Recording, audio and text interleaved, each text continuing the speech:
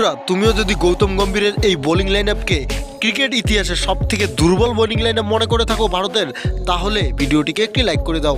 হ্যাঁ বন্ধুরা, ভারতীয় টিম দক্ষিণ আফ্রিকার বিরুদ্ধে দ্বিতীয় ওডিআই ম্যাচে দক্ষিণ আফ্রিকাকে 359 রান টার্গেট দেওয়ার পরেও ম্যাচটি ভারতীয় টিম হেরে যায়। তারপর ভারতীয় টিমের বিধ্বংসী ব্যাটসম্যান রোহিত শর্মা বিরাট কোহলিকে এবং গৌতম গম্ভীরকে নিয়ে এমন কিছু বলেন যা শুনলে আপনি অবাক হয়ে যাবেন।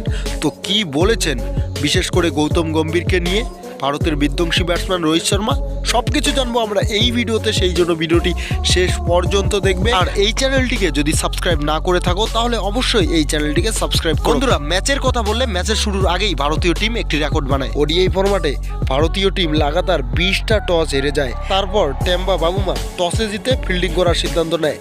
তারপর ব্যাট করতে আসে ভারতের দুই ওপেনার যশস্বী জয়সওয়াল এবং রোহিত শর্মা।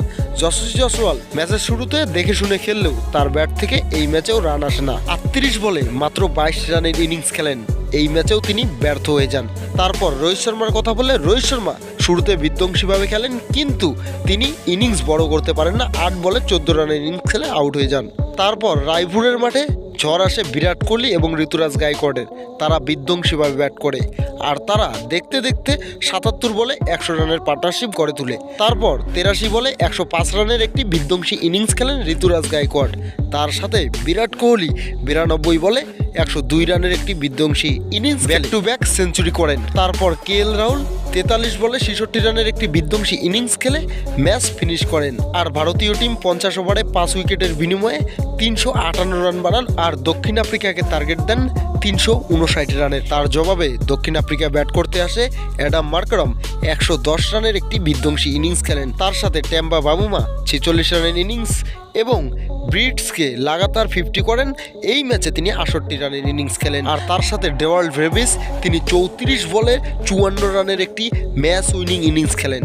আর দক্ষিণ আফ্রিকা সহজেই ম্যাচটি জিতে যায়। তার সাথে দক্ষিণ আফ্রিকা ইতিহাস সৃষ্টি করে। ভারতের মাটিতে অস্ট্রেলিয়া ছাড়া এর আগে কোনো টিম এই কারনামা করতে পারেনি। তারপর ম্যাচের শেষে ভারতের বিধ্বংসী ব্যাটার রোহিত শর্মা রেগে গিয়ে এমন বয়ান দেন যা শুনলে আপনি অবাক হয়ে যাবেন। তিনি বলেন, এই হার শুধু আমাদের দলের নয়, গোটা দেশের হার। আমি খুবই দুঃখিত, আমি হতাশ যে এতগুলো রান বানা সত্ত্বেও আমরা এই ম্যাচটি হেরে গেলাম। দক্ষিণ আফ্রিকার ব্যাটসম্যানরা দুর্দান্ত পারফরমেন্স করেছে, এটা ঠিক, কিন্তু আমাদের বোলাররা তেমনটা পারফরমেন্স করতে পারেনি। তার সাথে ফিল্ডিংয়ে অনেক ভুল হয়েছে।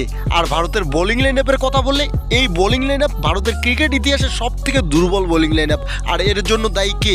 ভারতের হেড কোচ গৌতম গম্ভীর। মোহাম্মদ শামি এবং মোহাম্মদ সিরাজকে এই টিমে দরকার, কিন্তু তাদেরকে সুযোগ দেওয়া হচ্ছে না। আমি একসময় প্রসিদ্ধ কৃষ্ণার বোলিং দেখে অবাক হয়ে গিয়েছিলাম। আর এই বোলিং লাইনআপের সাথে যদি ভারত 500 রান করে, সেই 500 রানও নিরাপদ নয় আমার মনে হয়। তো বন্ধুরা, এই বয়ান দিয়েছেন ভারতের বিধ্বংসী ব্যাটসম্যান রোহিত শর্মা। তার বয়ান আপনার কেমন লাগলো সেটা অবশ্যই আমাদেরকে কমেন্টে জানাবেন।